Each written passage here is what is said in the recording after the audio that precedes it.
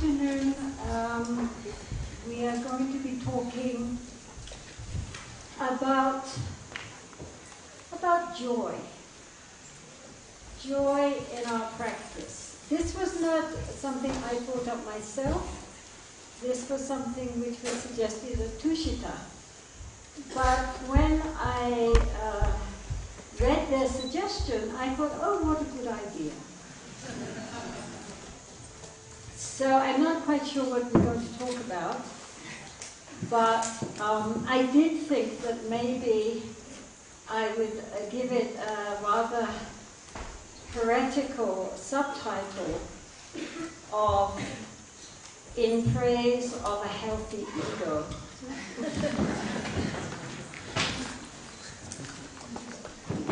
So basically, as we all know, the Buddha, who here is not a Buddhist?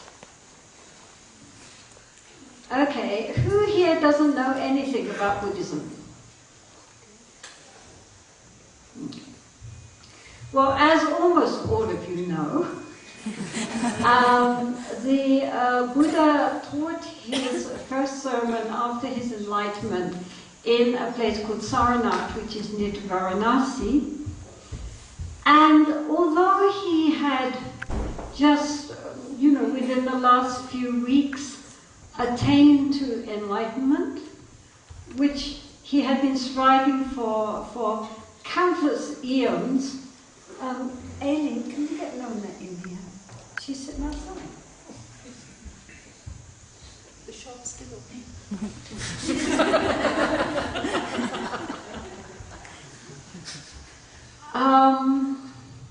And so he must have been incredibly blissful. After all those eons and eons of striving, finally he had broken through all those deep, thick fetters of ignorance, and he had become the truth. He had become a Buddha. What could be more fantastic than that? What could be more utterly liberating and blissful than that? But as we know, his first sermon, what he talked about mostly was a thing called dukkha, which means in English, it's usually translated as suffering, but it also has an idea of dissatisfaction or dis-ease. So, therefore, because mostly people know that the Buddha's first sermon was about suffering, and then he goes on to talk about other really jolly things like death and impermanence, and the fact that we don't have any self anyway. People tended to label, in the West, people tended to label Buddhism pessimistic. But, of course, Buddhism is not pessimistic. They were also very puzzled by, since Buddhism is such a pessimistic religion, there's no God, there's no self, there's all this talk about the hell realms and death and impermanence and suffering. How come that in Buddhist countries people look so cheerful?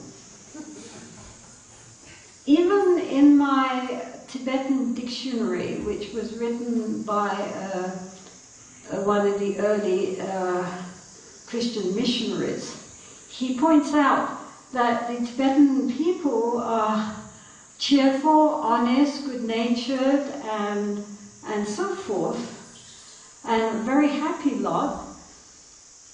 But of course, how much happier they would be if they had the true message of Jesus. And he's clearly puzzled why they should be cheerful, happy, and so forth. So this is what we're going to talk about. Now, if you take the Four Noble Truths, as we know, the first truth is the truth of the dissatisfaction of our ordinary life. I'm not going to go on a lot about Four Noble Truths, but we get it in perspective. So, he said, birth. He starts with birth. Now, mostly in the West, we think birth is a time of rejoicing, not dukkha. Of course, it's dukkha for the mother. And we have to remember that when the child comes out, it doesn't laugh. It yowls. It's considered healthy. Birth, old age, sickness, death.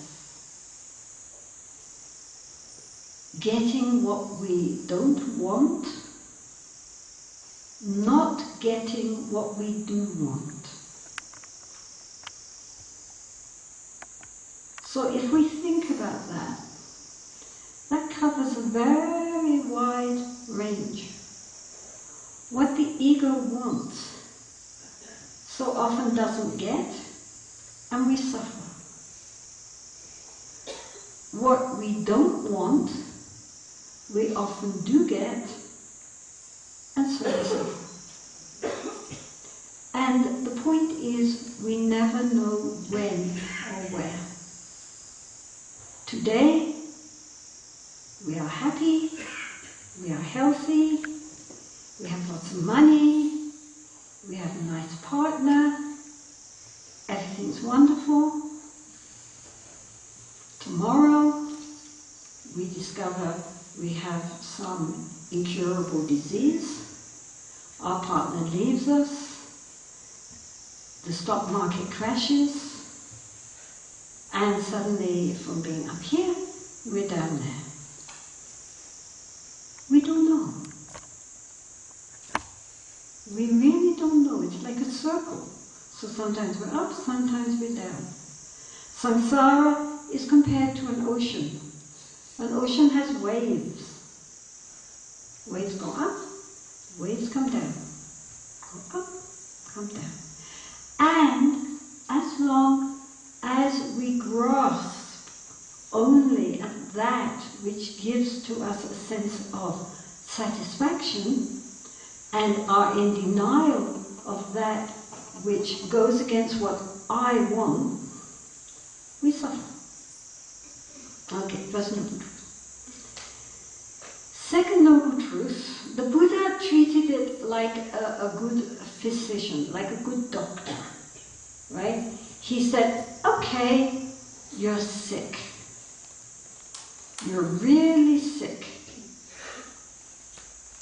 But unlike Indian doctors, he didn't just hand you a pill and throw you out. He told you why you are sick. Why are we sick? Right? He gave the cause of the sickness, and then he said, there is a cure. This sickness has a cure, and this is the remedy. Follow this regime, this remedy, take these pills, you will recover from your sickness, because it is only a passing sickness. It's not, you are not incurably sick for life. So, if you look at the Four Noble Truths in that way, they are not at all pessimistic. It's the most optimistic message which was ever given. It is, first of all, very realistic.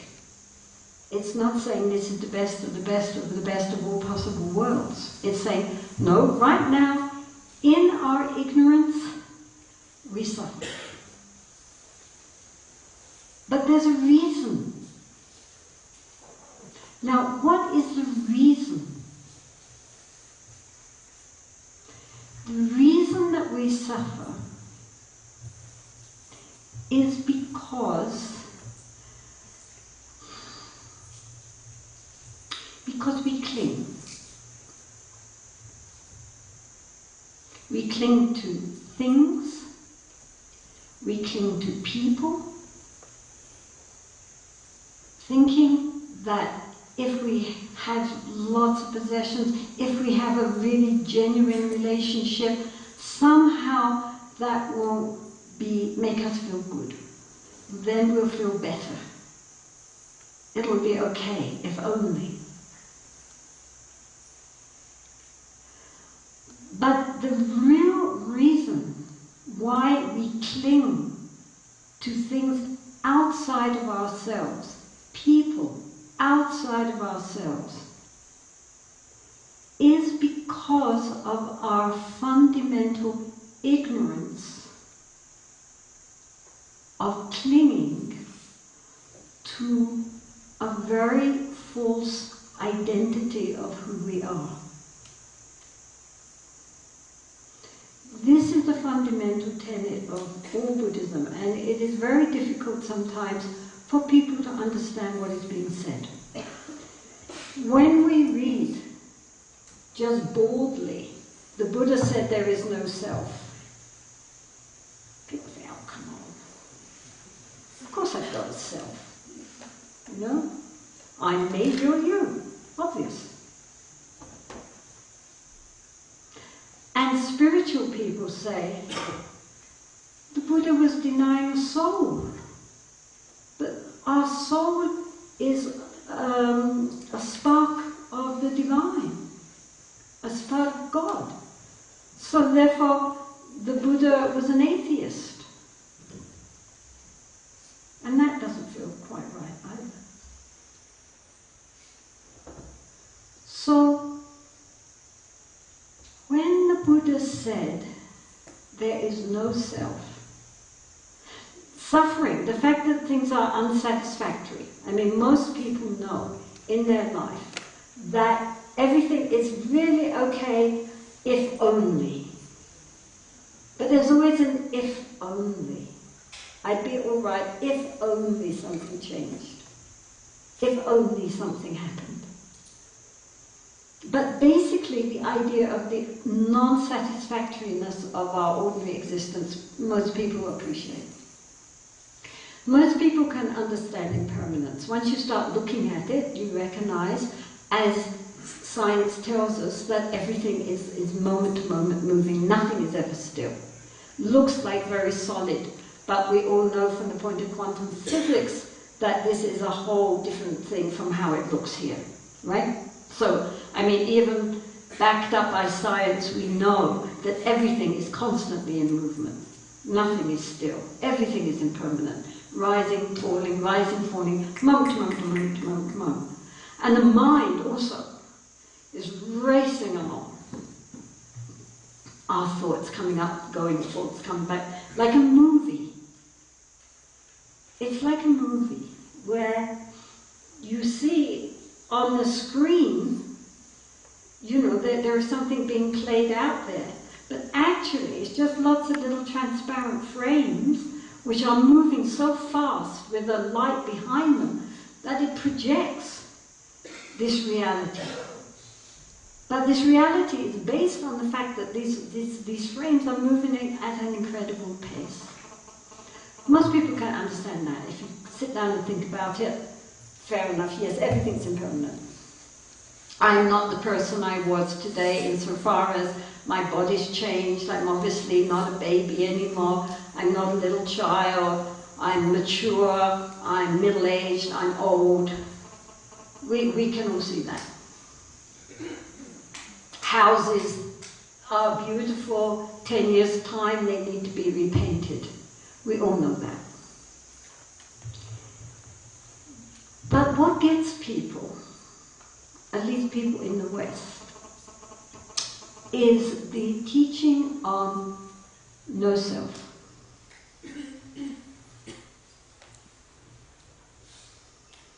And I want to explain that a little bit. I hope this gentleman in front of me is not a geshe.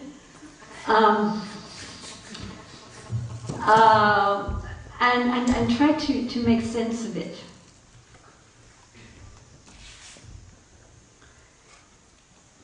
First of all, the word that the Buddha used in Pali or in Sanskrit is anatman.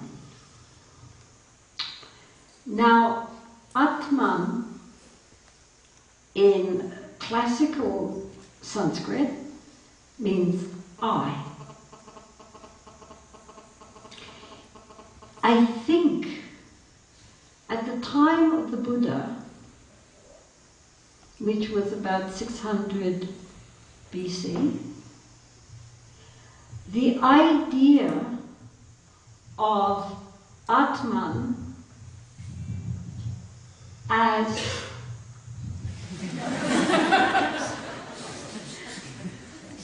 the idea of Atman as being a vast cosmic principle at one with Brahman, as taught in the Upanishads, was not extant. If it was not much talked about.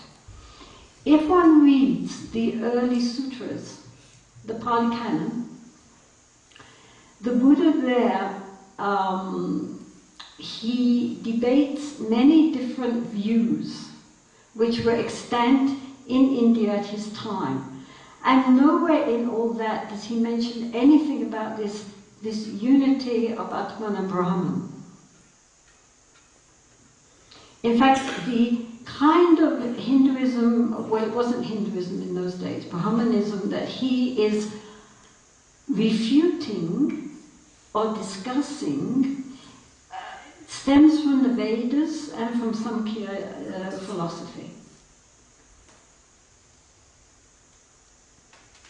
And one could say, well, the Buddha himself being a Kshatriya, that means the warrior caste, he didn't know about these higher teachings, which were only kept among the Brahmins. But many of his chief disciples, including Shariputra and Moggallana, were Brahmins. Mahakashyapa, many were Brahmins who had been going around to many teachers. But also they do not mention anything about this idea of a more cosmic Atman. And so, therefore,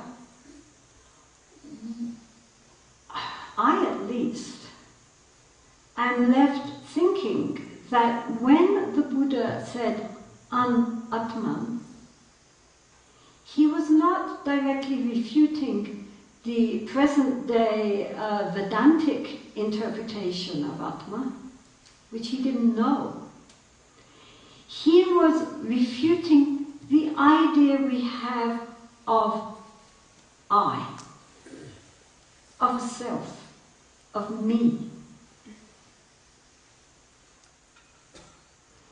Not something beyond this ordinary identity. Okay? Now, let's think about that.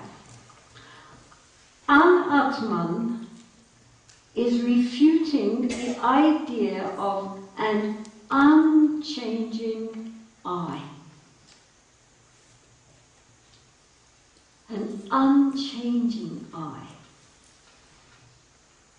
Which actually we, in our heart of hearts, all hold to.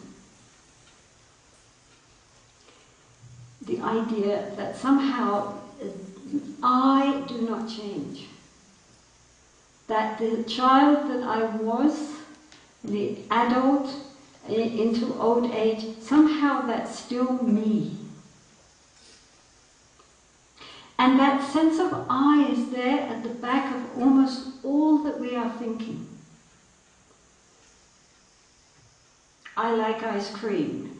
In my opinion, you know, this hole should be bigger.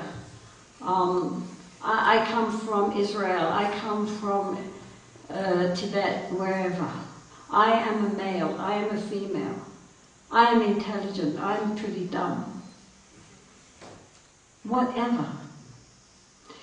Everything which we do is predicated on this sense of that there is at the center of it all an autonomous, unchanging, solid being or soul called me.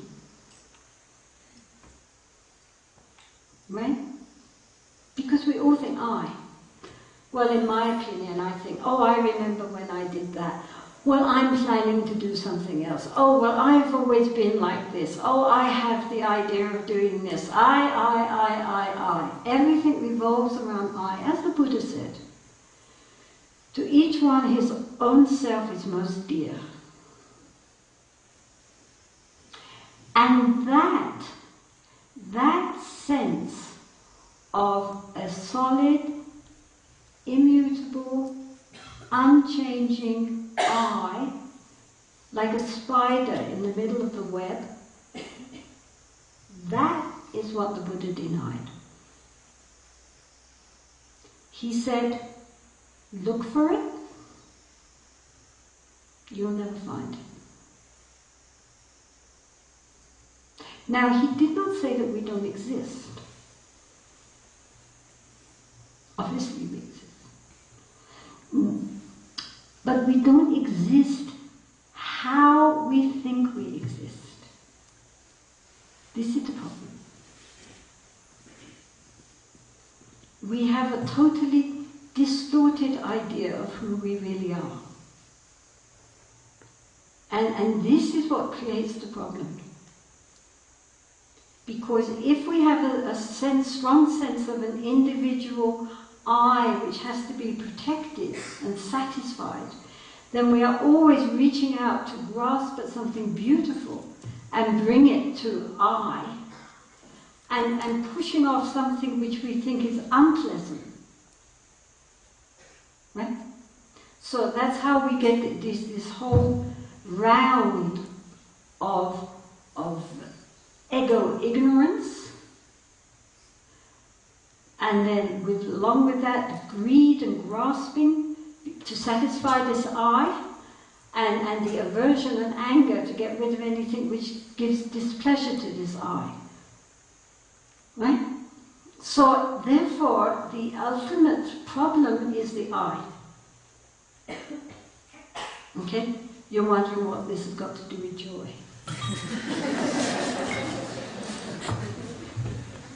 Now there is good news here.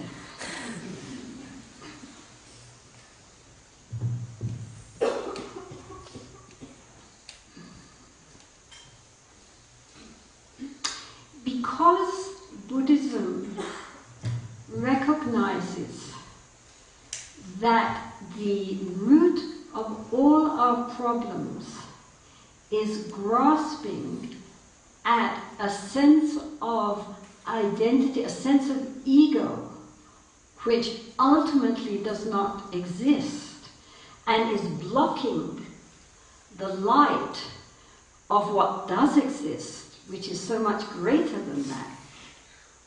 Therefore, in Buddhism, on the whole, the ego gets a very bad rap. And it is always being bashed on the head.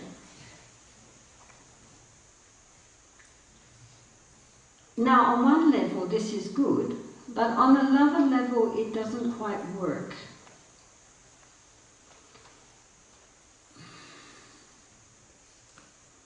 Leaving aside Madhyamaka, which some of you must have been studying, if you come to the Yogacara system, it will make it more clear. In the Yogacara system, or the Chittamatrin system, which was associated with Asanga and Vasubandhu, there are 8 consciousnesses. Okay, this is not an intellectual discussion, but we need to understand this. There are 8 consciousnesses. So the first 5 consciousnesses are the sense consciousnesses: eyes, ears, nose, mouth, taste and touch. Because if we have no senses, then we will not have, if we have no consciousness, then even though we have eyes and ears, there will be no impact. And then the 6th consciousness, which is mind, will not then be able to interpret the data which is coming through the other 5 senses consciousnesses, right? So this is very basic Abhidharma. Right, so you have the 5 sense consciousnesses, You have the sixth consciousness, which is the thinking mind, which then gets all these together, and is what we usually are involved in, all our thoughts, feelings, memories, anticipations, intellectual ruminations, and so forth. That's all the sixth consciousness, right? It's a conceptual consciousness. That means that by its very nature it's dualistic. There is a thinker and a thought. And it can only think on its own level, which is a conceptual level of things which can be seen and things which can be tasted and touched. Okay? Now, so you're on the sixth consciousness. Then we skip that and we go to the eighth consciousness. Now, the eighth consciousness is a very interesting consciousness. This is called in Sanskrit the Alaya Vijnana, and in Tibetan it's called the Kunji, which means the all base. And in English it's translated in various ways. Alaya means store. So, like you have Himalaya, right? A storehouse of snow, right? The Himalaya. And so here the Vijnana Alaya is the consciousness storehouse. It's a storehouse of all consciousness.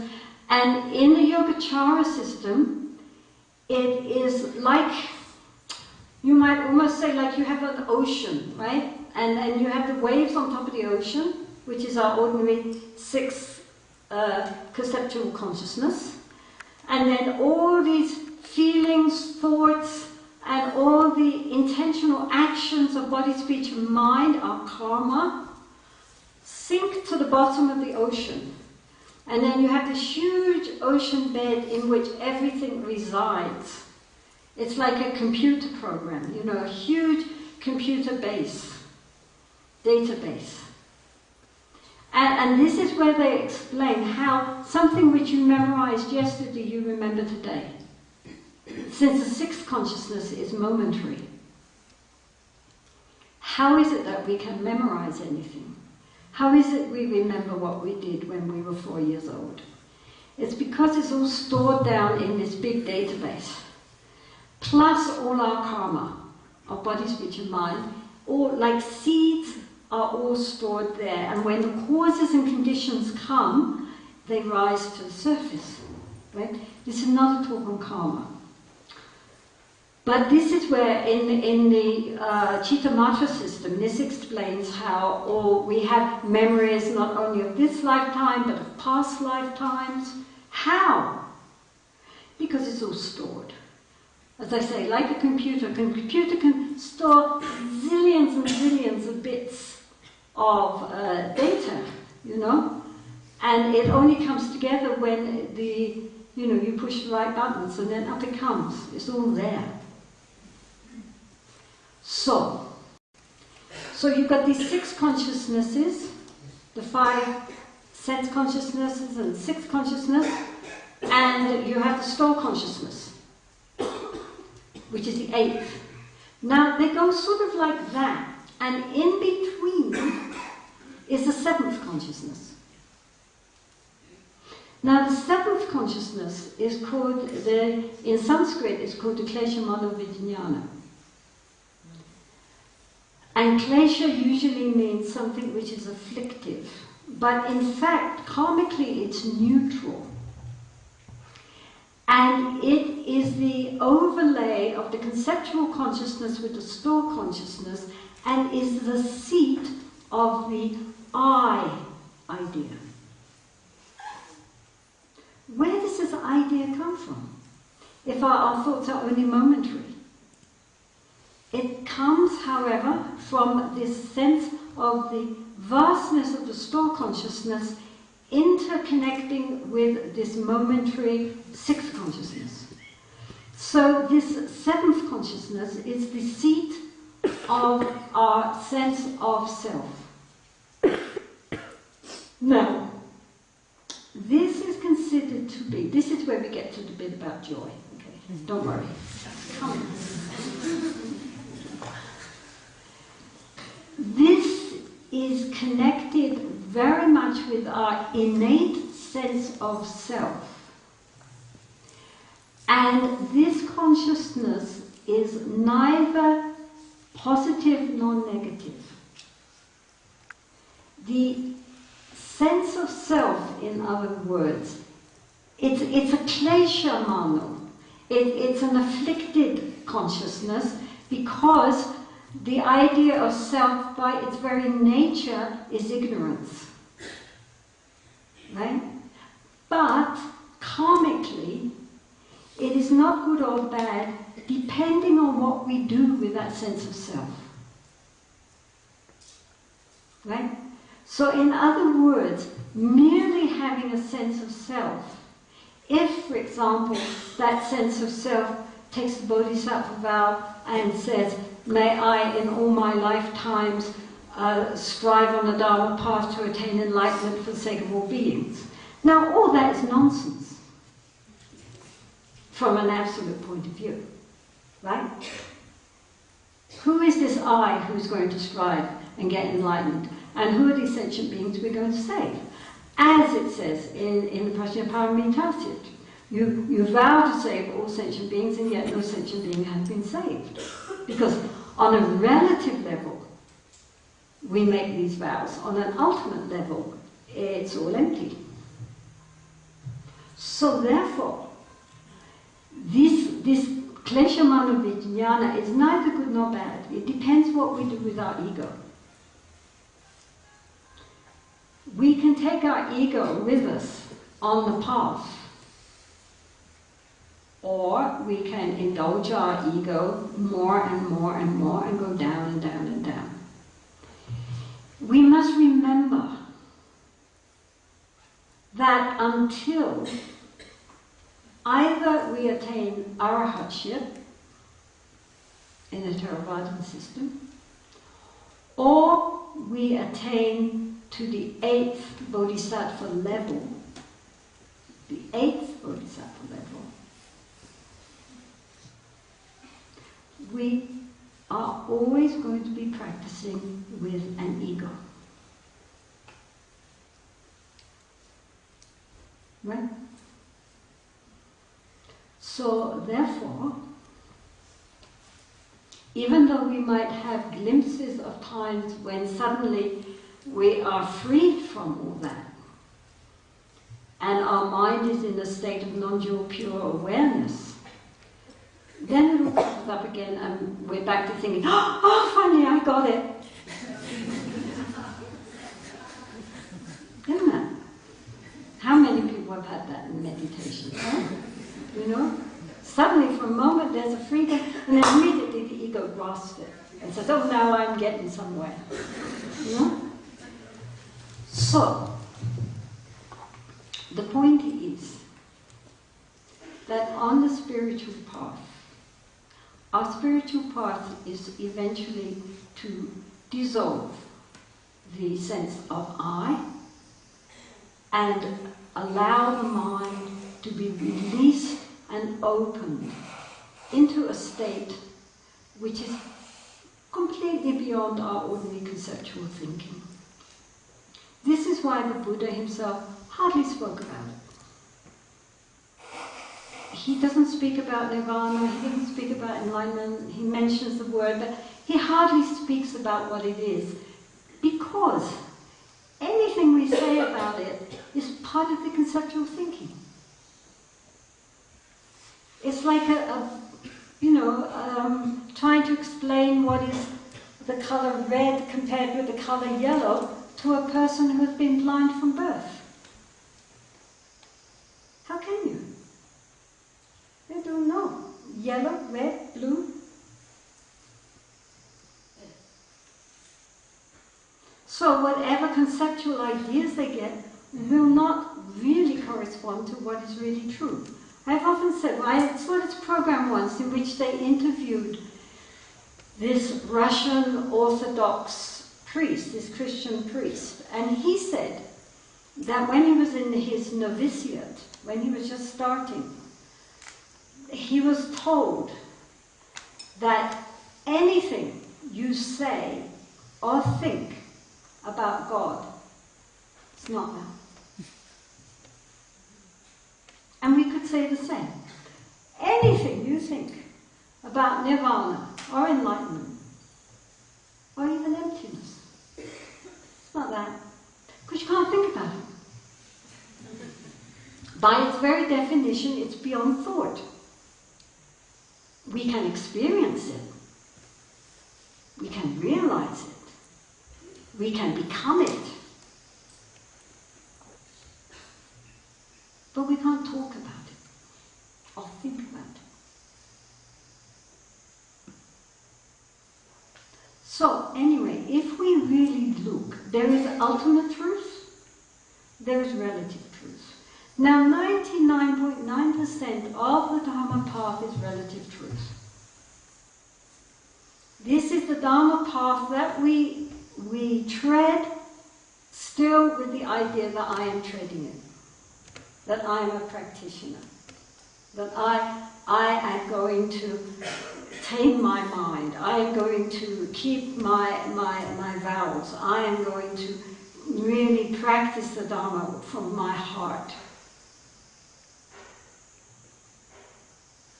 This is relative truth, right?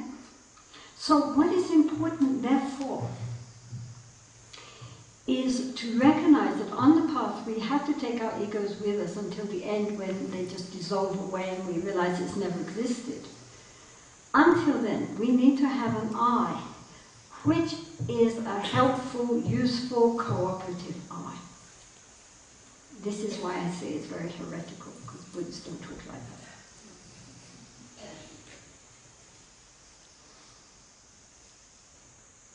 If you have a wild horse, who is very wild, but it has great potential, then we look at that horse and we think, oh, you know, this is really a good horse, but hopeless. Why? Because it won't do anything we say. I want it to go this way, but the horse has a whole different ideas, and it was never going to do anything. So what do we do? Now, either we can take that horse and we can beat it into submission. And eventually the horse will do what we want it to do, but it's a broken down hack of a horse, like all these donkeys we see. Right? They do it, but they don't do it because they want to, but they do it out of fear and because their spirit is broken. But if you want a great racehorse, you cannot get that kind of treatment for some real great horse. How do we get the horse to cooperate? We tame it. We tame it with kindness. We get the horse to trust. And once the horse begins to trust and recognize that actually being trained might be fun, then you can work together.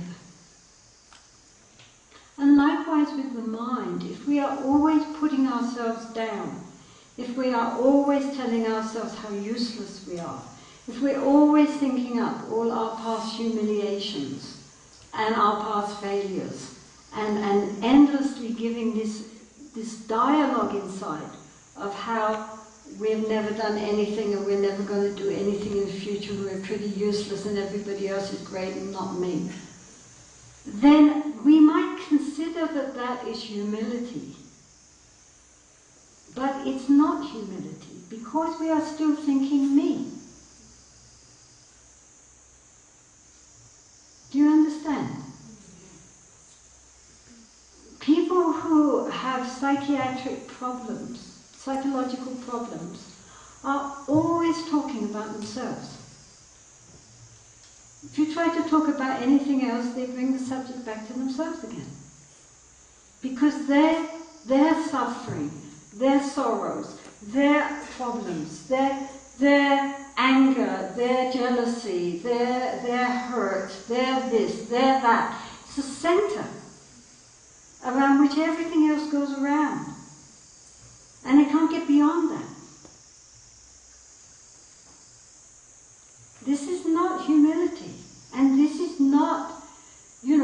get the idea that the lower they bring themselves, the more they are going to be genuine Dharma practitioners, because in some texts it says we must regard ourselves as the lowest and everyone else as highest.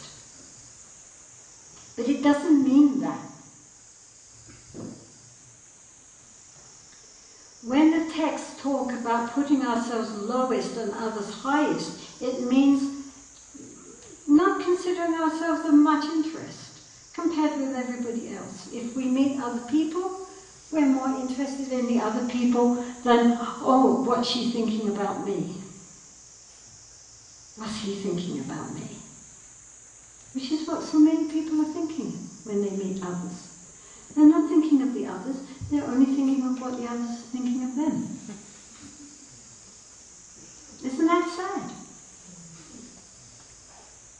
So when the Lojong texts talk about putting ourselves down and others up, just means getting out the way. When we're with other people, the other people are the most important. Their happiness is what is important.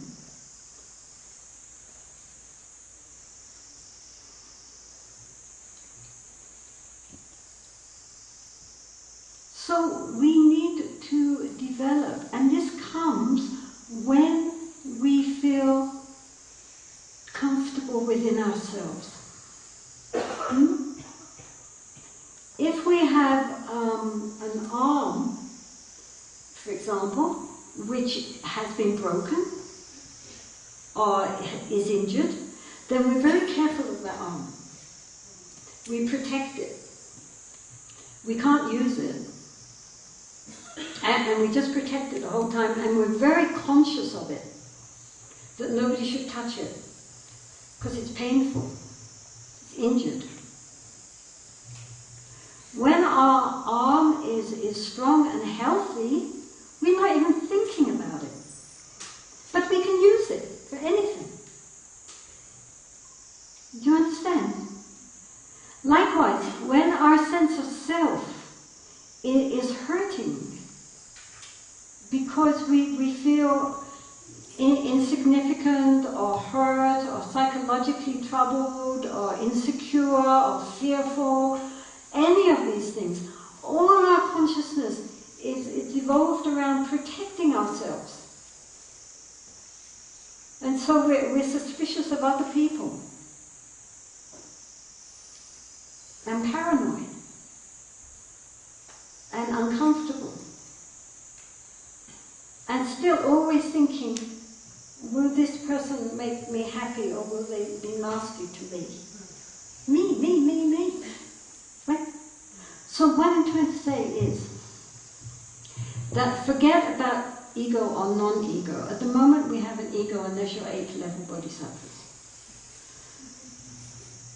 What we need to concentrate on is having a healthy ego, which, like a well-trained horse, will be a companion, an aid on the path. All the sutras, all the training that comes is dealing with someone who has that inner confidence and that sense of well-being, of being healthy inside, so that we are free to practice.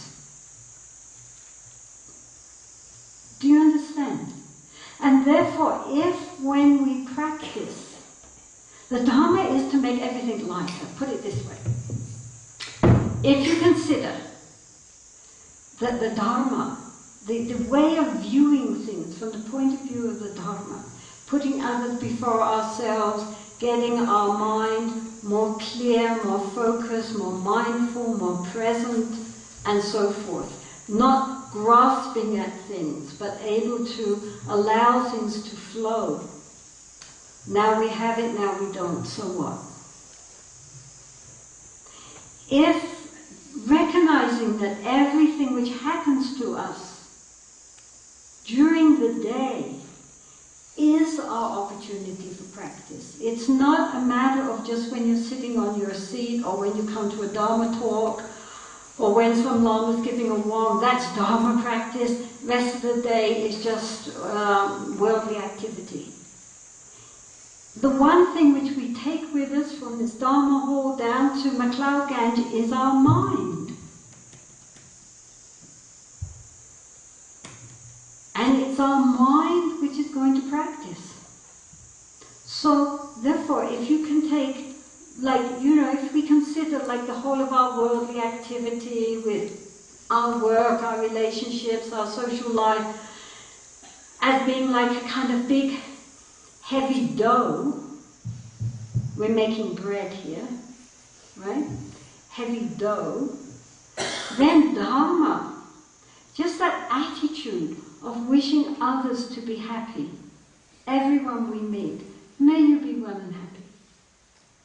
That acts as a yeast. You don't need a big piece of it, you only need a little bit, you know? And you mix it with the dough.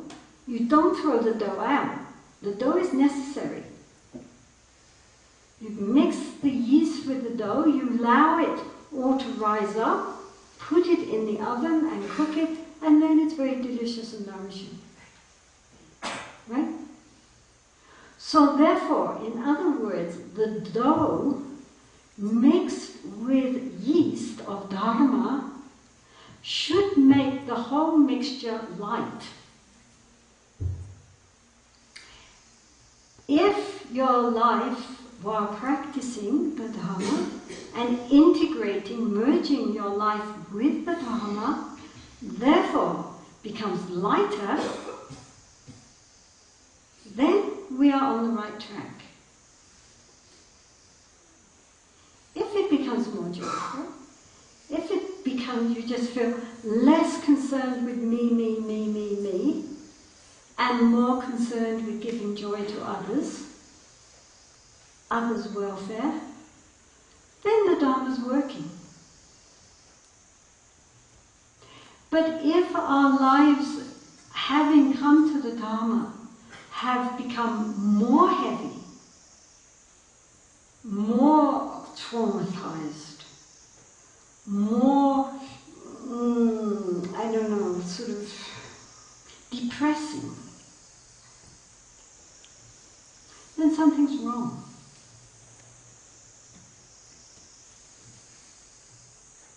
Something is very wrong. Because as the Buddha himself said, considering the greatness, the vastness of the goal, even if this were a path of suffering, it would be worthwhile because of the goal. But it is not a path of suffering, it's a path of joy. And therefore, how much more should people want to travel on it? And truthfully, the genuine practitioners who have been going for a long time, they have that inner joy. An inner joy which sparkles up from inside and has nothing to do much with what's going on outside. It's not just when you happen to, when we happen to get something that really, pleases us from the outside. Then we're all happy, happy, happy. But then if somebody takes something away from us or we lose it, then we're all down again. Then that's like little children, isn't it?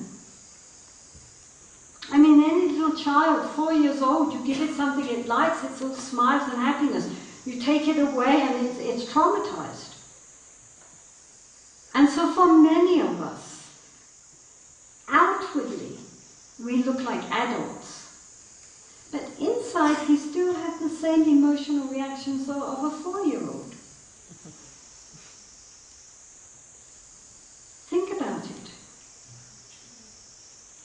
And we're also always waiting for someone to tell us what to do.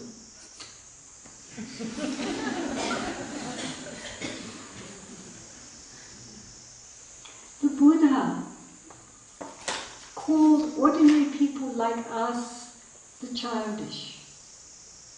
And again, the idea is we have to grow up.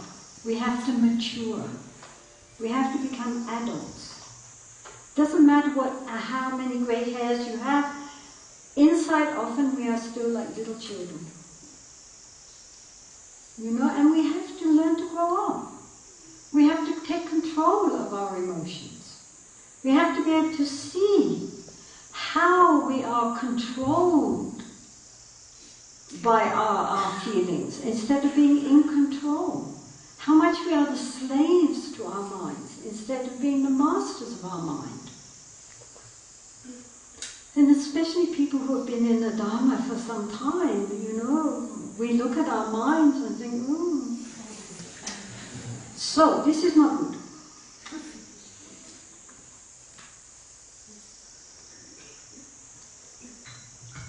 Of course, the really, really good news is that from the beginning, we have always been Buddhists. That's good news. I mean, you have to agree that's good news. And so we are playing this game just to try to come back to where we have never left. But in the struggle to return to where we are naturally at home, we suffer.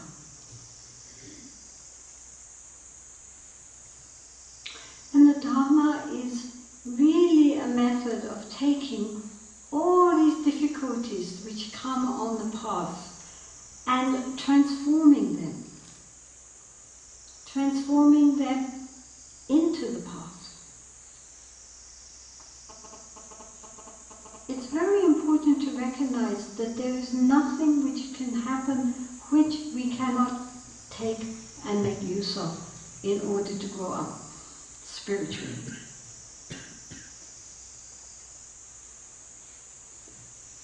And when we recognize that, then first of all, what do we need to do? You know, the famous example of when, you know, His Holiness the Dalai Lama was talking about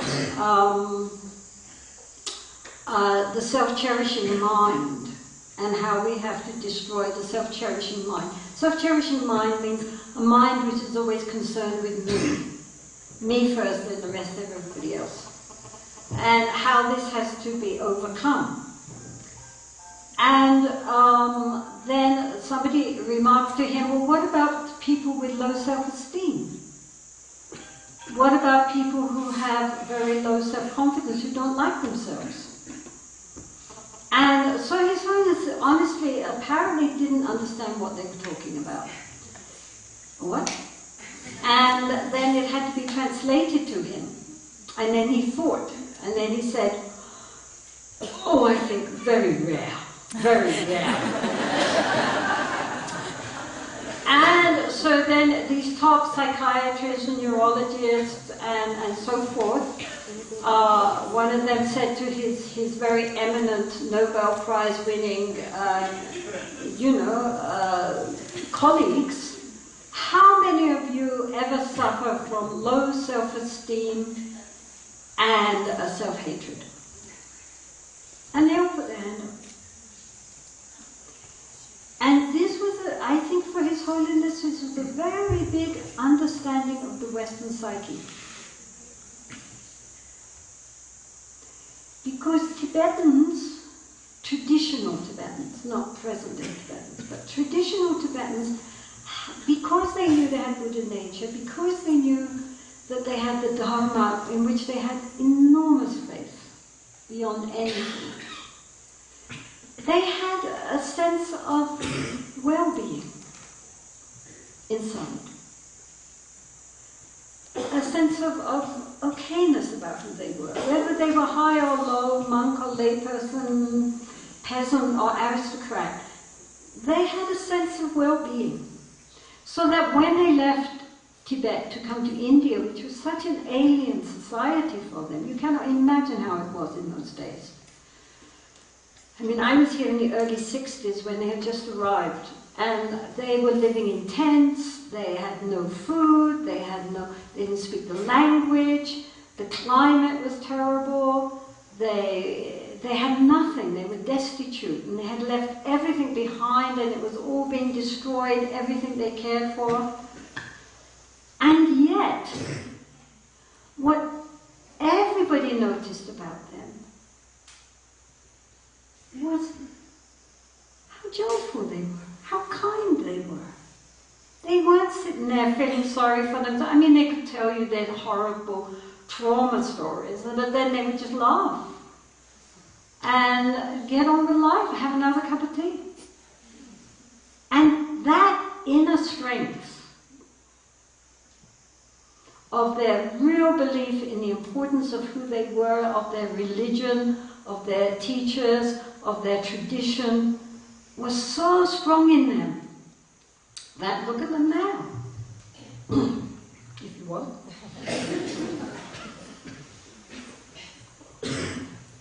They are certainly the most successful refugee group in the world. And it's not only because there are not so many of them, but because they immediately got themselves together. Right, okay, what do we need? We need our temples back. We need to educate our new generation of monks. We need to get ourselves together into communities. You know, they did that by themselves. No aid agencies were building the temples. Those original temples were very simple, but they built them themselves with their own donations. Why am I saying this? Ah, yes, because in the face of all that tragedy, tremendous tragedy in which everything they believed was trashed, they didn't lose heart. They didn't lose heart. Now, Westerners, on the other hand, who mostly have never lost anything, and outwardly are very secure, highly educated, coming from very good families, good professions, everything outwardly looking like a pure land, it's interesting. Inside, I have people come to me all the time, so I know. Of course, they might only be the ones who have problems.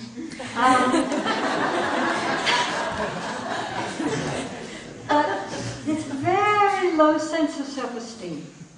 I mean, once you get talking to them, then you say, you know, well, what kind of messages do you give yourself? And then it comes out, they give very negative messages to themselves. They're always, again, this, you know, like this rerun of all the things they haven't done and all the things which, you know, how useless they are and how other people can attain, but I can't attain, and all this stuff from what their mothers told them, you know, like, you know, when they were 3 years old, their mother told them they were ugly and stupid, and so they've got this voice inside them telling them, even though they're beautiful and intelligent, you're just ugly and stupid. And sometimes I say to people, well, look, if you had your best friend sitting beside you, would you talk like that to your best friend? Would you say those things?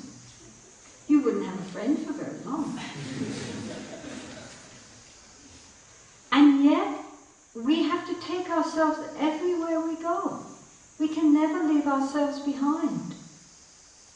This is very important. Wherever we go, we take our mind.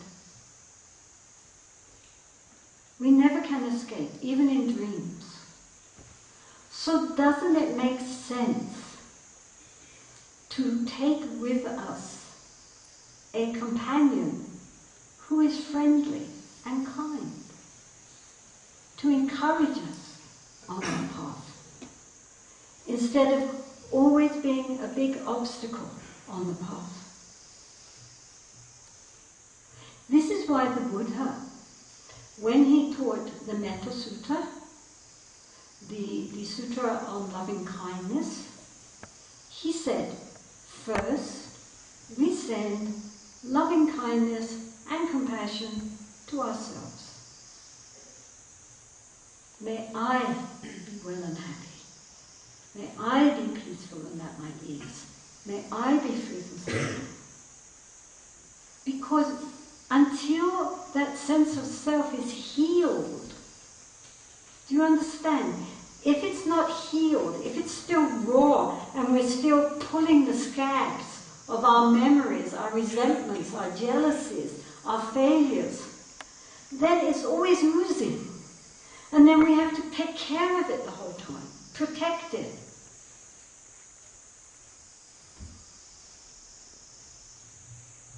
that's why people get so self-absorbed. It's not because they're happy.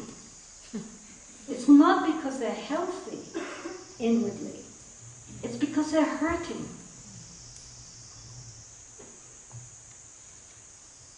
So first we have to heal ourselves. Because as I said, once we are healed, we don't have to think about ourselves anymore. This doesn't mean that we become self-indulgent. This doesn't mean that we just think about ourselves and say, well, I'm in the process of healing, so I can't care about you.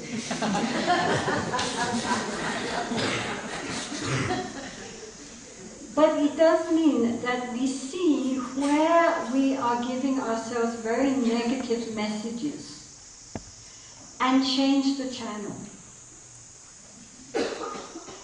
Listen to what we say to each other in our mind. What do we say to ourselves? What is the ongoing message coming through? And if that is negative and down-putting, then change it. Change it to something affirmative. Because we have to heal. We have to heal and be strong and healthy in order to walk the path towards the dissolution of our sense of self. Our ordinary sense of self. When we say dissolution of sense of self, it doesn't mean that we then become like kind of mindless zombies. You know, anybody who has met the very, very greatest lamas knows very well that they are more present. They don't just sit there. And everybody sits there and has darshan. I mean, the great lamas are extremely, I mean, as the Buddha himself was. You know, after his enlightenment, he spent 45 years going around talking to everybody, organizing things, preventing wars, dealing with his orders of monastics and lay people, getting the whole thing set up. And so is the Dalai Lama. Look at him, he never stops. Every time I hear about him, he's somewhere else. Because he's thinking of others. Inside himself, he's completely healed and whole, and so he has lots of energy over to pour out for thinking of others. And once that happens, then there is a joy. You know, it's like if you recognize that you know, our negative view of self is like a backpack of rocks, then it's very important that the Dharma doesn't become more rocks. You know, as we go along, the rocks should be falling off. We should be feeling lighter, more energized. Otherwise, you know, if we take our practice, also like, you know, when Westerners do practice,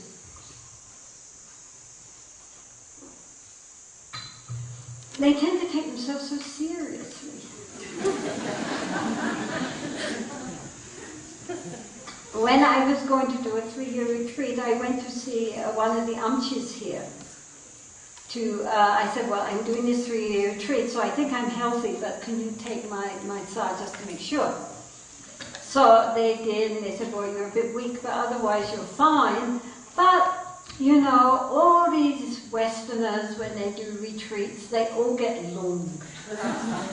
So this imbalance of the energies. So I will give you lots of long medicine because you're bound to get long. I didn't get long, I don't try hard enough.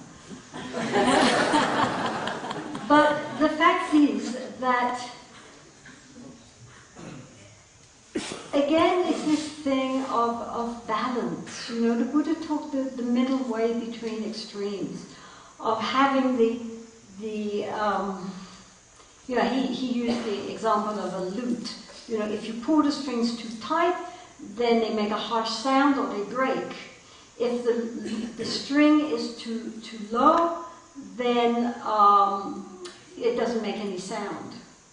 So what we need is to tune it so that it makes a beautiful melody.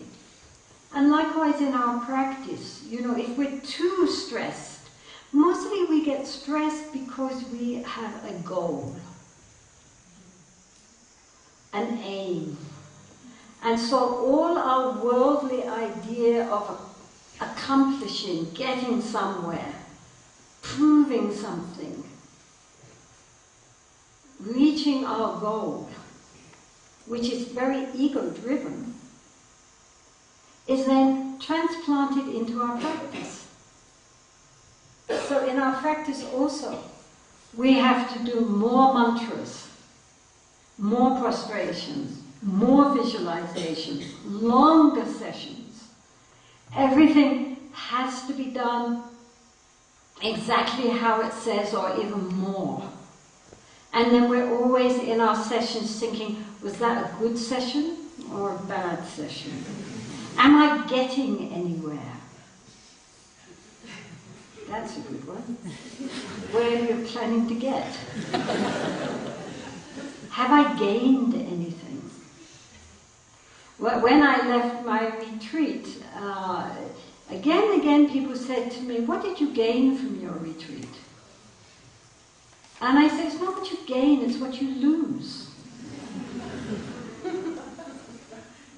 And that's the point. You know, you should be letting things go, getting lighter. So again, when one practices, one should practice just for the joy of practicing, not to get anything from the practice.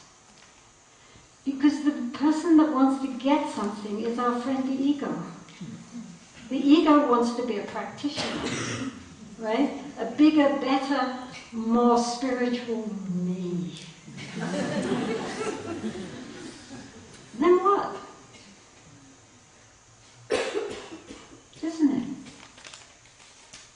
But actually the ego, as it goes along, should also be shedding. You know, the ego also should be getting less and less important, more and more transparent, less and less at the center of everything. And as that happens, then an inner joy comes up.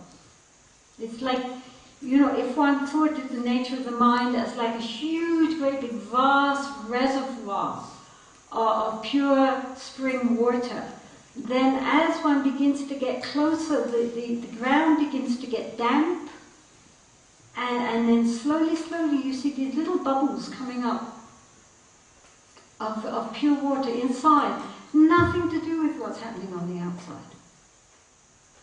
Just coming because it's getting closer and closer to the nature of the mind. So what I'm trying to say really is that a very good indication of whether we actually are really practicing the path or not is that there should be more and more this sense of joy, not only during our strict practice but also during our life. Our life should be feeling lighter, more meaningful, more purposeful, less stressed, less meaningless, less heavy, less painful. Otherwise, what's it for? What's it for?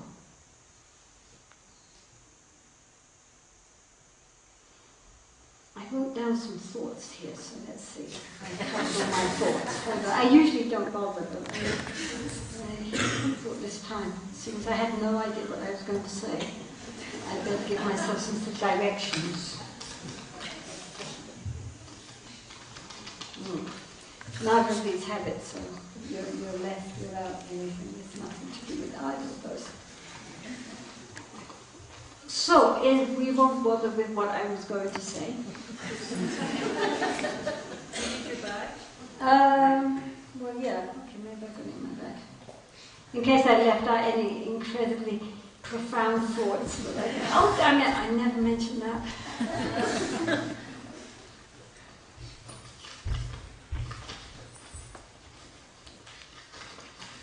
This looks funny.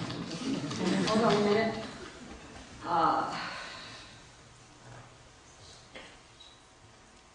I was going to start with the idea of our inflating the ego versus flagellation of the ego. Either way, either inflation or flagellation, both of them are zeroed in on the ego. And so beating ourselves up doesn't have any better results than thinking, oh, I'm absolutely wonderful and great. Because both of them end up with a totally absorption on me. Whether I'm the worst person in the world. I mean, oh, look at me, Lord, I'm the world's worst sinner. It's just as stupid as thinking that you're a Superman. Do you understand? I mean, because it's all me.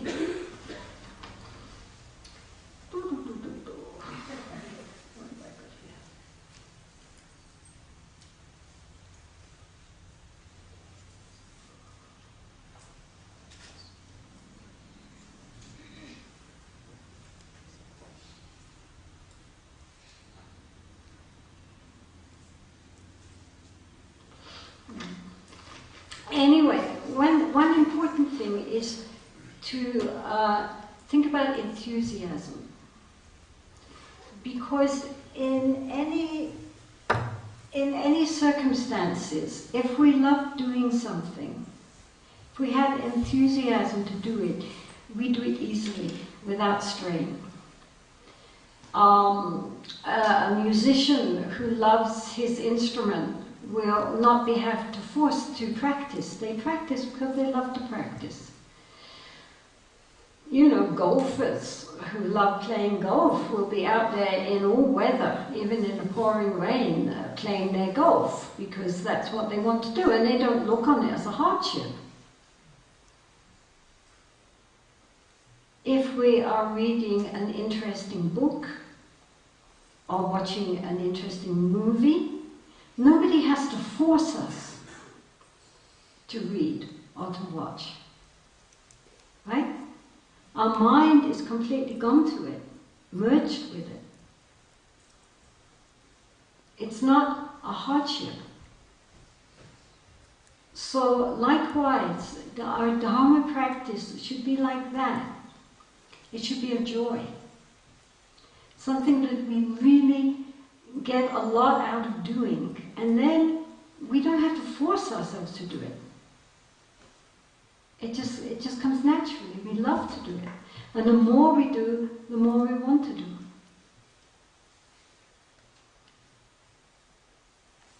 Do you understand? So therefore it's very important when we practice to do practices also which speak to our heart.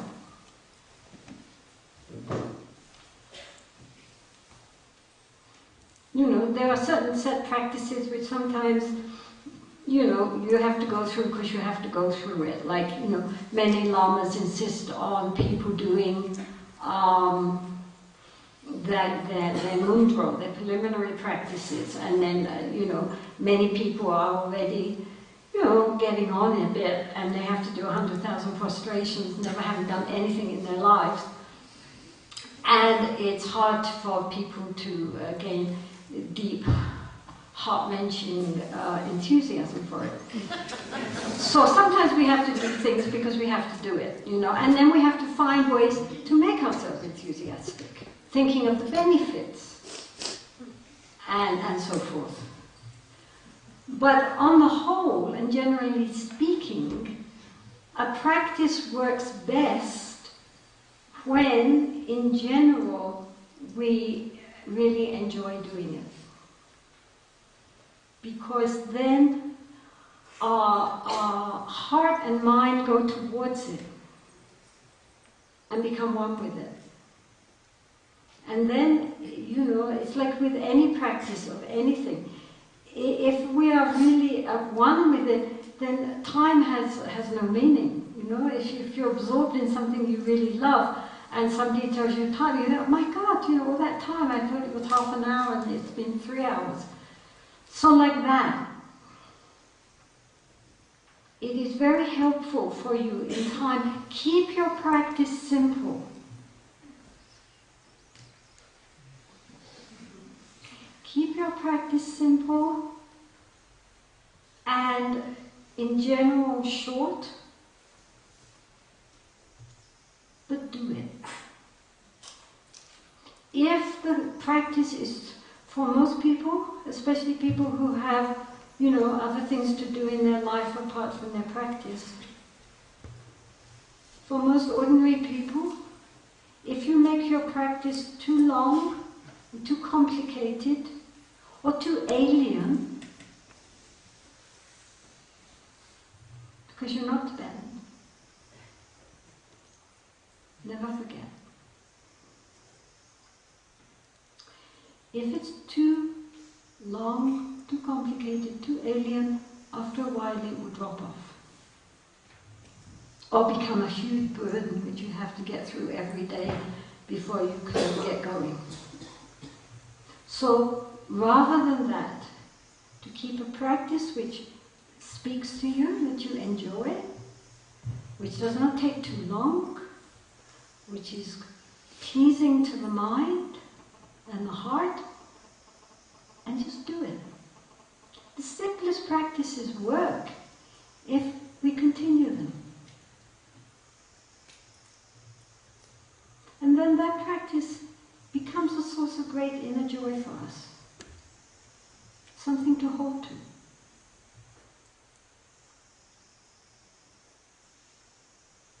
Anyway, in general, I think I've taken up an awful lot of time here, I'm sorry.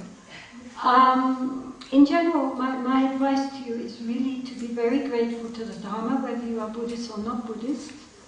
The Dharma has some wonderful techniques for helping us to really deal with the mind skillfully. So that since we cannot escape from our minds, we might as well have a mind that is peaceful and one-pointed and open-hearted and good-natured and at peace with itself. As the Dalai Lama says, we should cultivate the good heart. And if in this lifetime we can manage to cultivate a good heart, just that would be an incredible achievement.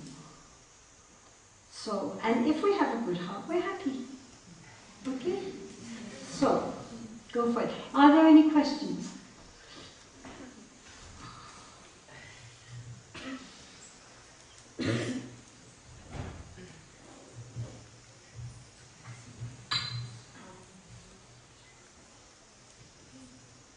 I've been fighting my meditation for maybe 30 years. And how can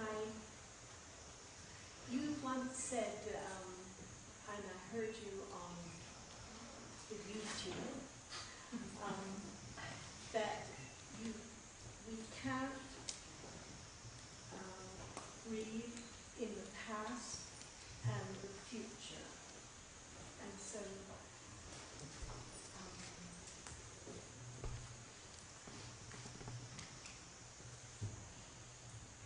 I can't be with my breath.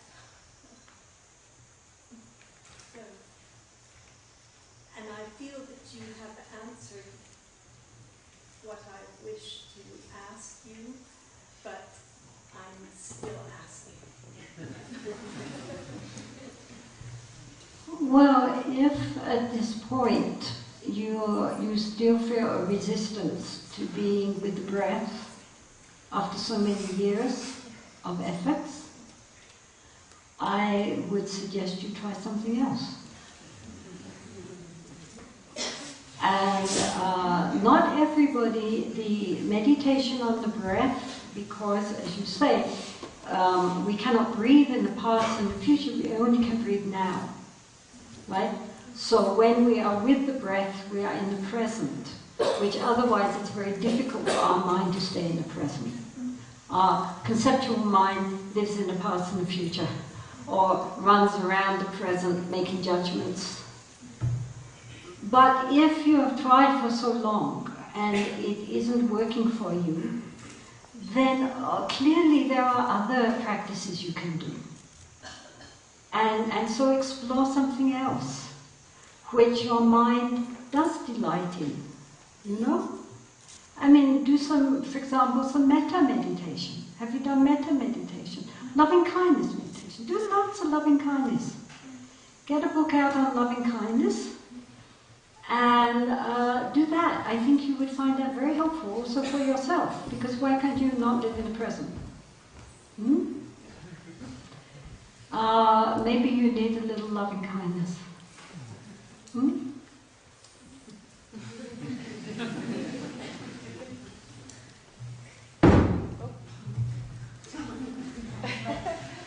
Constant.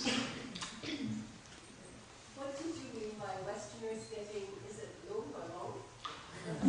Long is, it's an imbalance of the energies of the body. It's chi. Chi.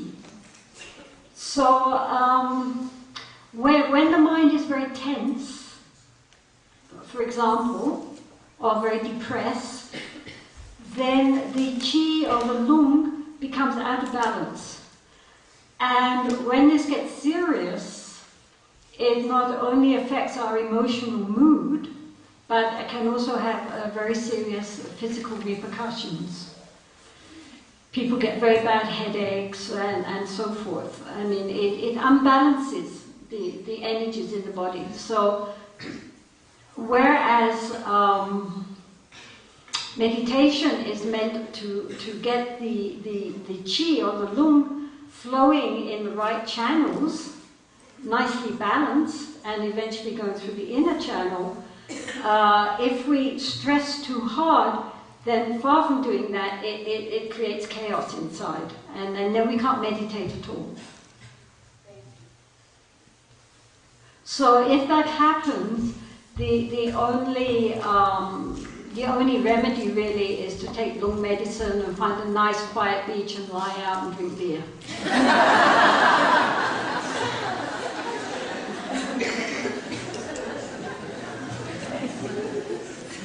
In other words, just completely beer. I'm not joking about the beer.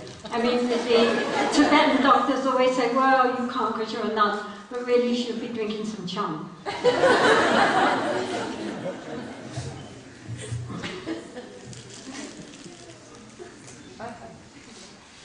My first question is, first of all, I wanted to thank you very much for trying to improve the situation of the Tibetan nuns, and I thought it was very brave you challenged the Dalai Lama. I never challenged the Dalai Lama.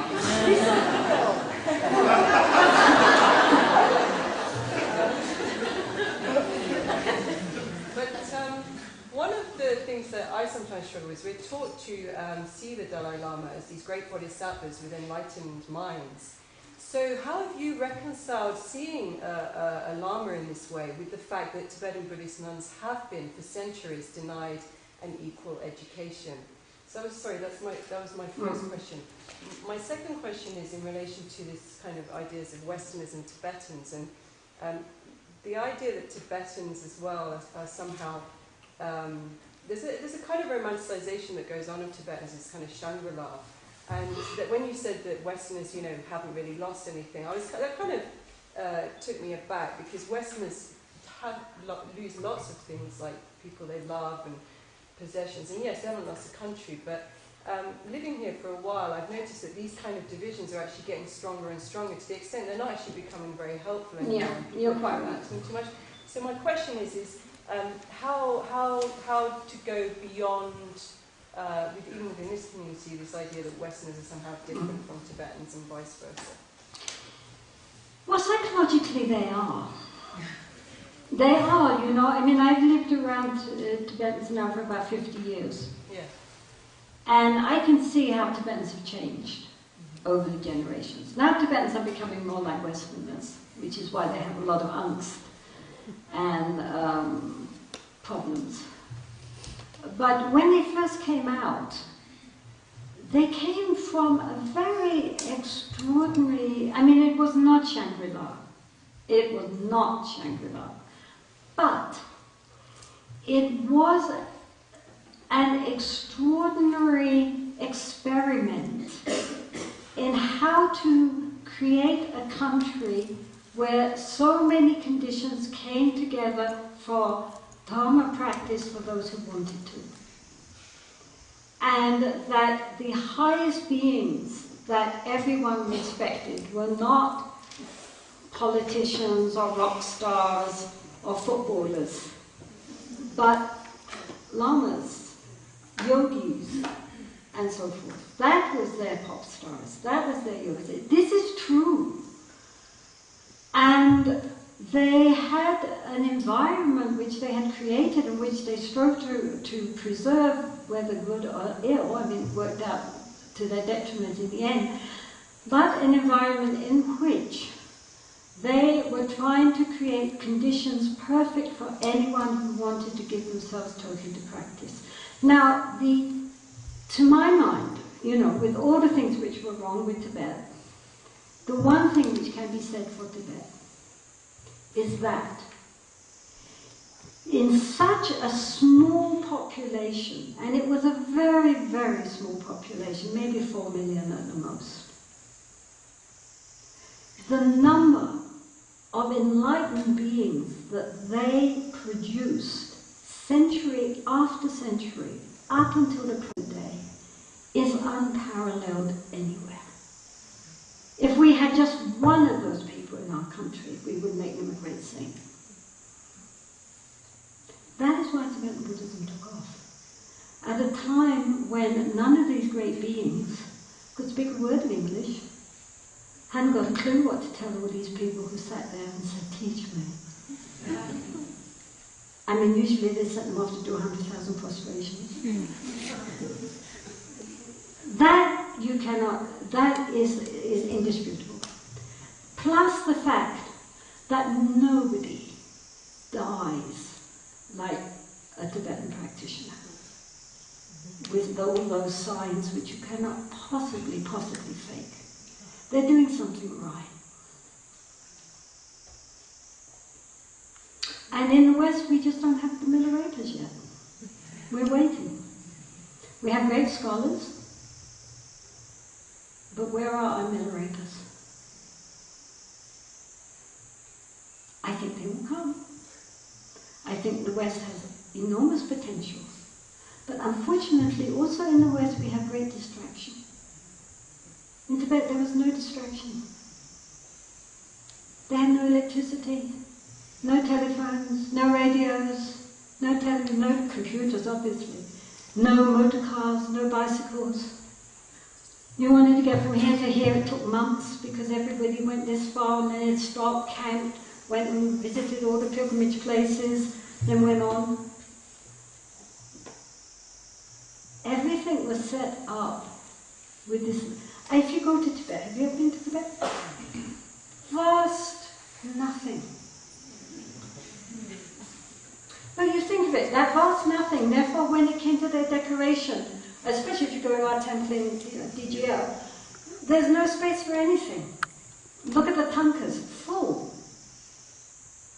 Because outside, empty.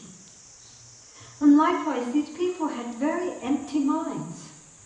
No newspapers, no television, no novels. Empty minds, which could be filled with these very complicated philosophies, these very complicated visualizations, because there's lots of room in there.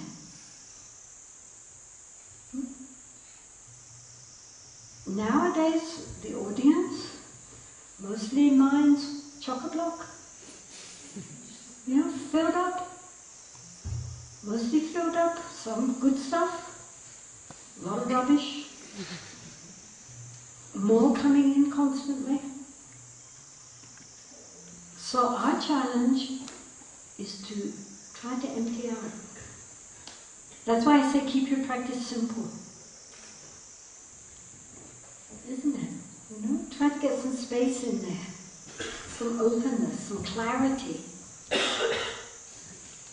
We come from very different backgrounds, very different education, very different expectations. Can't say the same.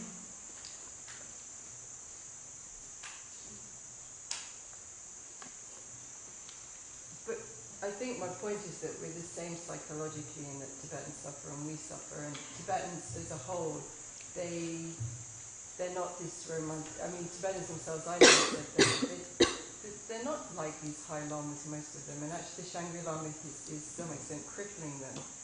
No, and of course, I mean, you're dealing with a third generation who have been in exile, which is very, very different from the kind of Tibetans who, even now, you would meet, say, in eastern Tibet, who still focus their lives around the Dharma and their faith in the Dharma. You go to Tibet, to eastern Tibet, and you meet the Tibetans there, and you come back to Dharamshala and you meet the Tibetans here. They're a different race.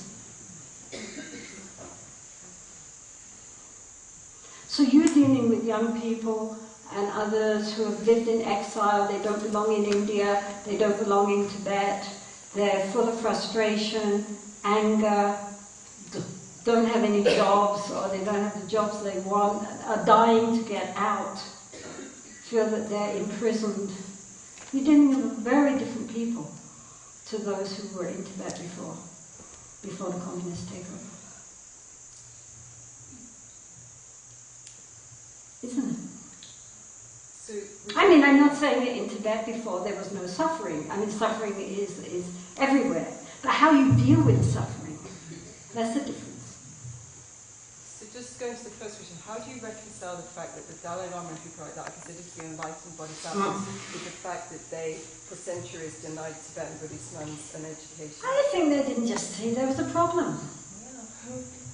I mean, until you see the problem, you're not going to look for a solution. And since the nuns were not complaining, because they thought, well, it's their bad karma, and that they have to just be good girls, pray hard, come back as boys next time.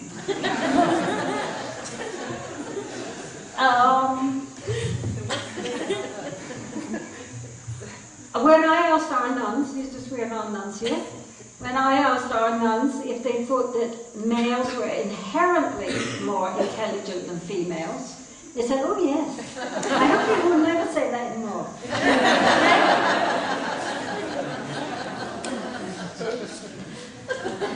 And the reason was because the only educated people they ever met were male. Right? So they didn't question that the reason why males were given the preference and the education was because they inherently deserved it, because they were more intelligent. Whereas nuns were being female and therefore of a lower birth due to their sins from the past life, were naturally less intelligent and therefore didn't deserve to be taken care of. So how is that enlightened then, if they thought that? Well, it's not enlightened, but, you know, the fact of the matter is that if nobody points it out and nobody complains about it, then everybody assumes that that's the status quo. That's just the way things are. However, once it was pointed out to them, this is not fair, and actually women are every bit as intelligent as males, and often more, they said, oh, sorry,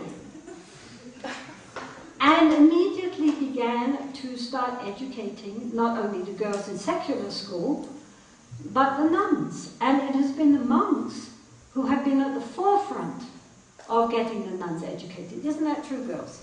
You've always had khenpos and genlas and teachers among the monks who have been the most enthusiastic to get the nuns studying and training.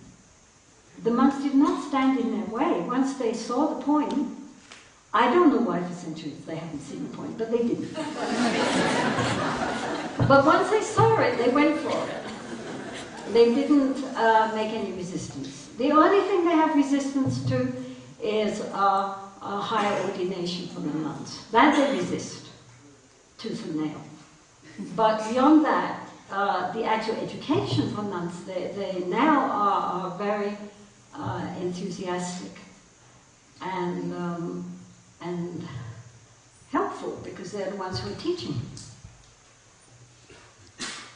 You know, in our world, you know, know, why is it like this? In Europe also, why are nuns still not allowed to be priests? Ask yourself. It's not just the backward, Asians. Look in Europe, women are often still, for the same job, paid less than the men. The women, yes, they're at a certain level, these highly educated, highly articulate women, but on top, the bosses are men. Isn't it? Yes. So it's not just among Tibetans. No, but they're not claiming to be enlightened. Enlightened is country. I know. But somehow or other, it's really true that unless you see that there is a hypocrisy there, they don't see that there's a hypocrisy. And since nobody was complaining, and everybody seemed to be happy in their roles, they just assumed that this was the natural course of things. It was a social whatever. It is so. What can you say? I mean, that's the way it is. But, fortunately, with impermanence comes change, and things are changed.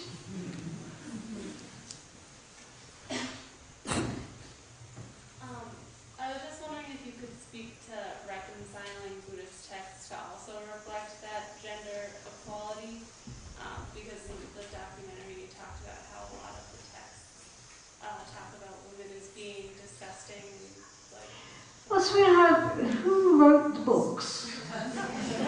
Right, but in the context of like the nunnery and teaching scripture to young nuns, like you're using books that are still.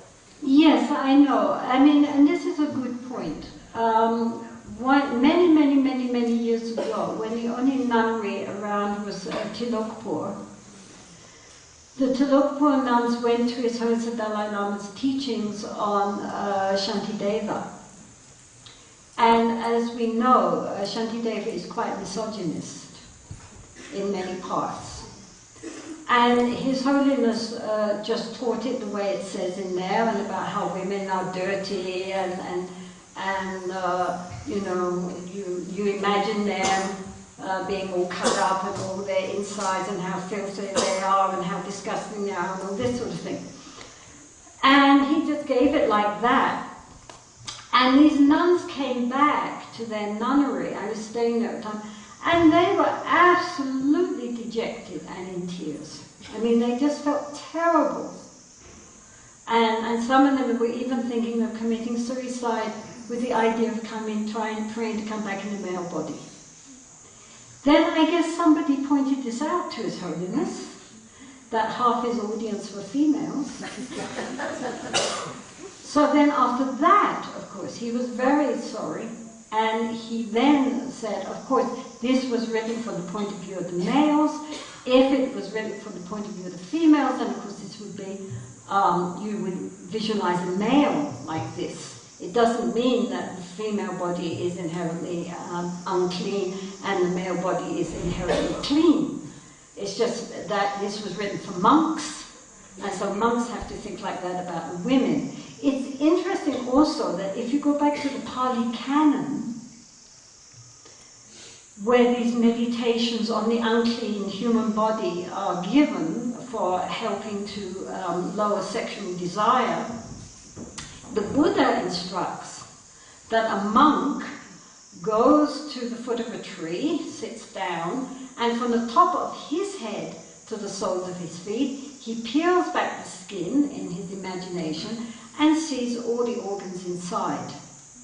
His liver and his heart and intestines and everything, and recognizes that there is nothing there which is inherently beautiful or desirable or in any way anything for him to get proud about his body, right? So in the original text, it's directed at the monk himself. And then having recognized his own body as being not, apart from the skin, of any attraction, he can think that of everybody he meets. But by the time you get to Nagarjuna, that's changed. It's no longer the monk that's impure. It's her out there. And so this is how that happened.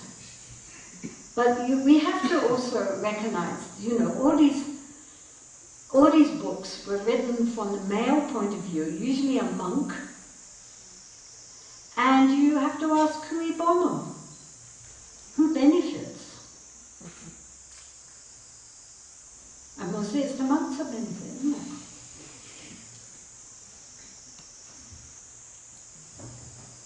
Is it also possible that those kinds of phrases have been included because in that time, in that situation, in that settings, a lot of men were together,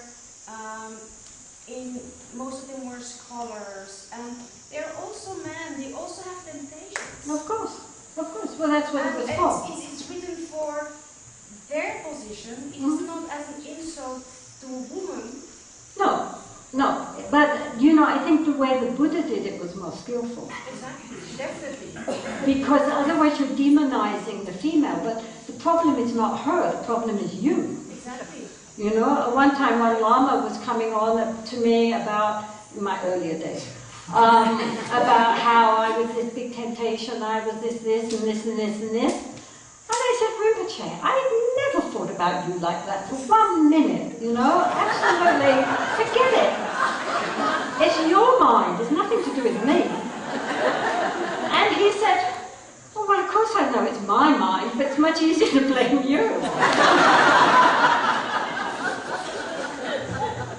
And so that's what these books do. The monk, of course, is immaculately pure, but she, we have to remember what she looks like. Of course, but it was just a device to try to keep the monks pure. But what happened was that it demonized the women, and then when women came to read the books, they, as it was written in the sutras, they took it on board and therefore felt themselves to be very inadequate, which is very sad. Would be different if it was written by a woman. But I don't think that a woman would write. She wouldn't write like that at all. No, she wouldn't. Yeah, it's okay. Just getting back to the higher ordination thing, what do you think were the conditions prevailing in the Buddha's time when Maha Prajapati begged him to have a woman's order, that he said yes only on the condition that the highest of the women was always subordinate to the lowest of the monks, the highest of the monks. What do you think were the conditions that led the Buddha to say that? Or do you believe he said it to court? I asked me dads.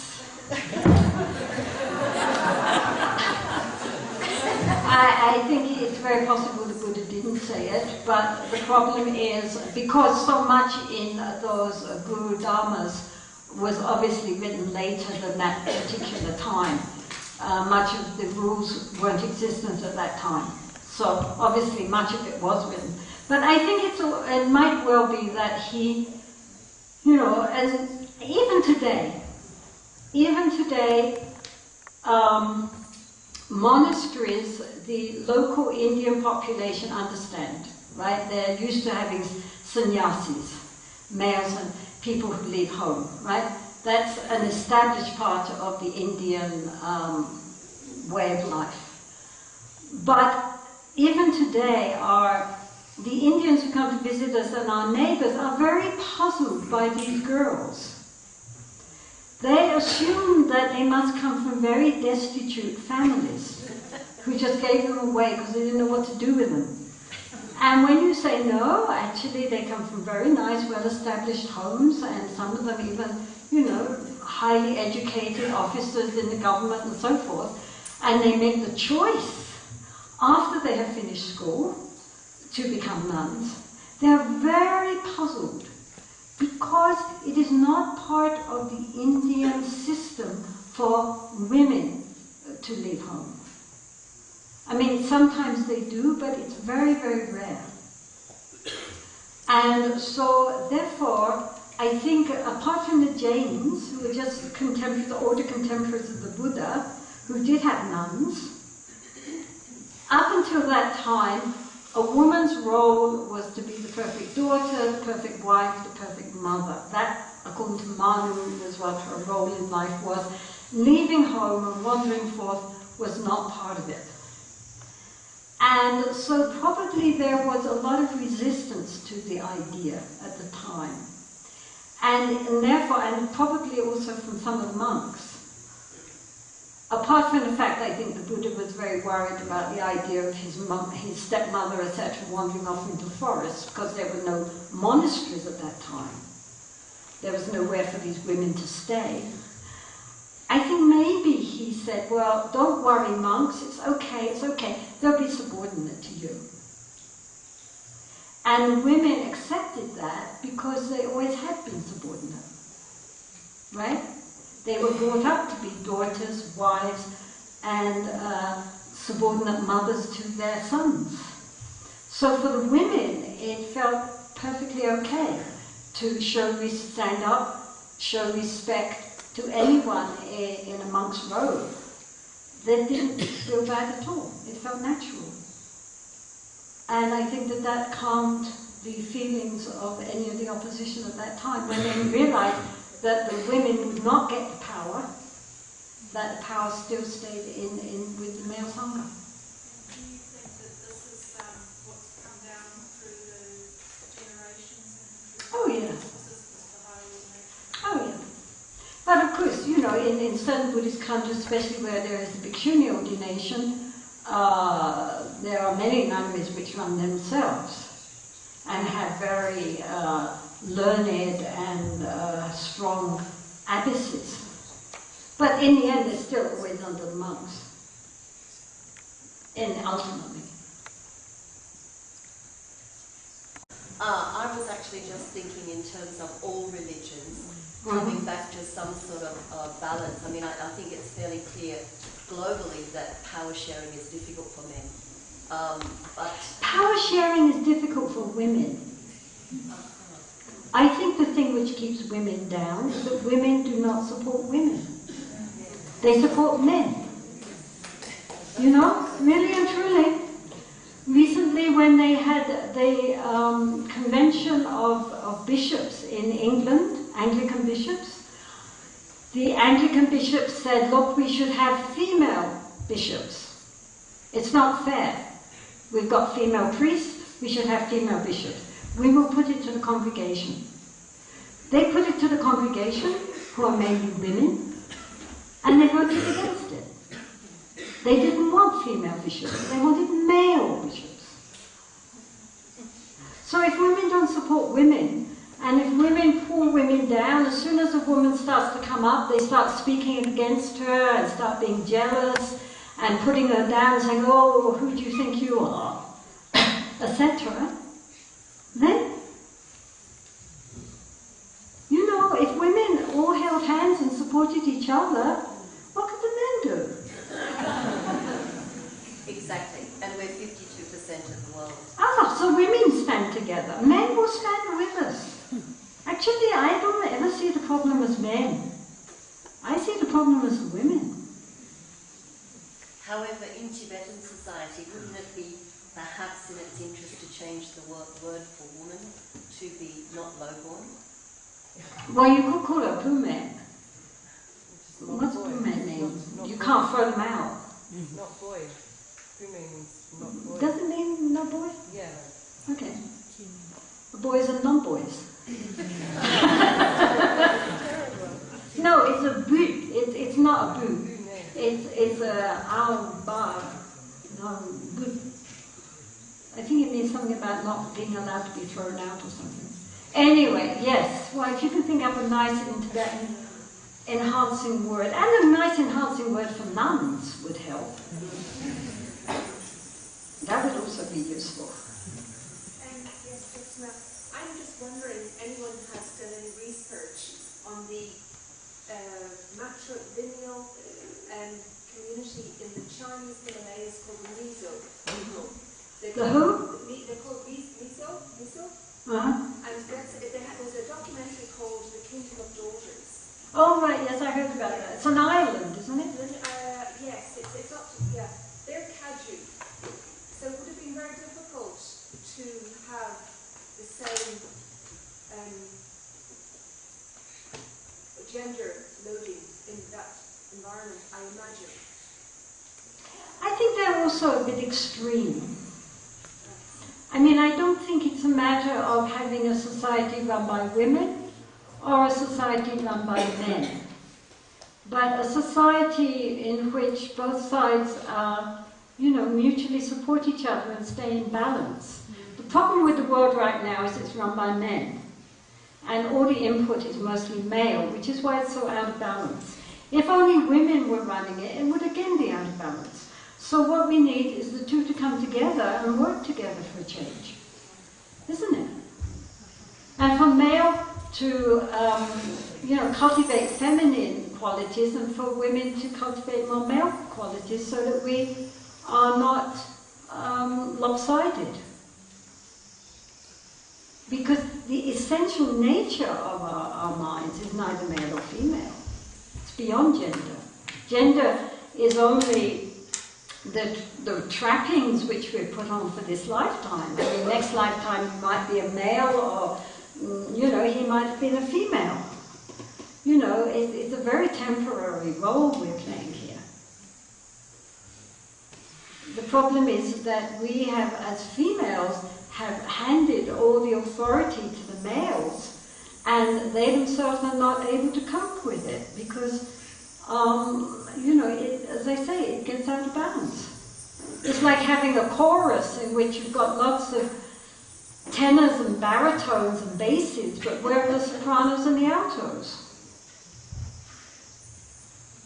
So what we need is to come back into balance, outwardly and inwardly.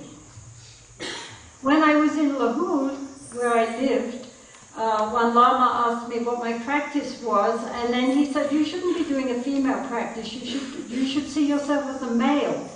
We males see ourselves as female deities.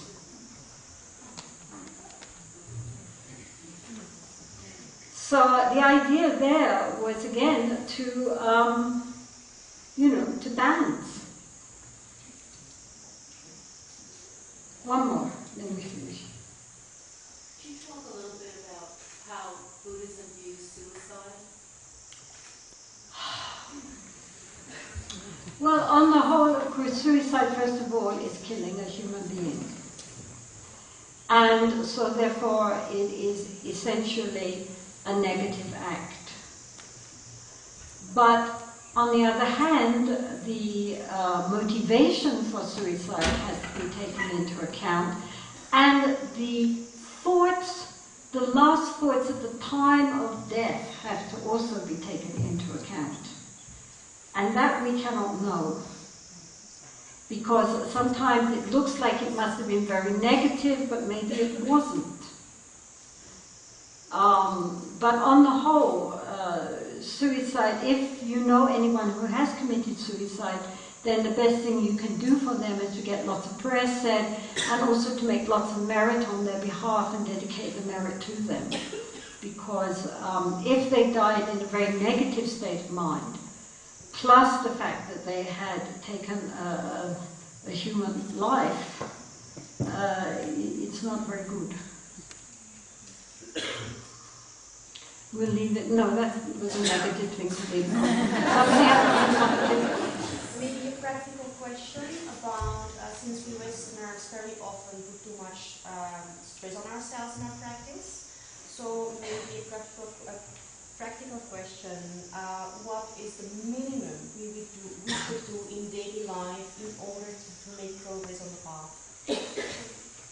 Well, I think that you should, at the very, very minimum, you should do about, say, 40 minutes in the morning, and then some practice before you go to bed, at least some shamatha practice or something like this, to get the mind calmed down. I mean, even while you're lying in bed, you can be there watching your breath going in and out and just allowing all the other thoughts to go away. Just rest and just rest your mind on your breath. But the important thing, apart from that standard practice, is to use your life as your practice. Everybody you meet is your practice. Just as you want to be happy, don't want to be hurt, every single person wants to be happy and doesn't want to be hurt. And to remember that. And that when people are nice to you, then we are nice back. And when people are not nice to us, then we can think, low John moment, and be grateful to them for being horrible, and recognize that they are our teachers of patience. Right? So in this way, and in many other ways, to try to, as much as possible, keep the mind where one's body is. To Guru Rinpoche and everybody subsequently always said, if you can do it, to observe the mind at all times. If we cannot observe the mind at all times, at least to make a commitment that, say, 3 times an hour, we will look at our mind, not judging it, not thinking good thought, bad thought, just knowing it. In this moment, what am I thinking? For as long as we can, and then we go on. So that those moments gradually gain strength, and sometimes in times of big trouble also, we can suddenly, we're there with the mind. And this is the way we gradually begin to become the owners of our mind instead of the slaves of our mind. And while, as the Buddha said, while we're walking, we know we're walking. When we're sitting, we know we're sitting, and so forth. All these very basic practices which we all know, but we don't do. So take one or two basic practices and make the commitment that for 1 week I will do this. And then, extend it. Because otherwise the weeks and years go by and you look at the mind and the mind hasn't really changed that much. We've gotten older. But then what? Isn't it? And even if the Buddha was here in front of you himself, all he could say is practice. He couldn't do it for you. Nobody can do it for us. Each one of us is responsible for our own mind, our own life. But since we only have limited time, we should then really make the application to use our life as much as possible, especially with people we're close to. We tend to ignore them, because you've got all these sentient beings out there that we've got to be loving towards. And we forget the sentient beings, including ourselves, who are closest to us. That is our practice. Okay, so may you all be well and happy. Thank you so much for your patience. And thank you.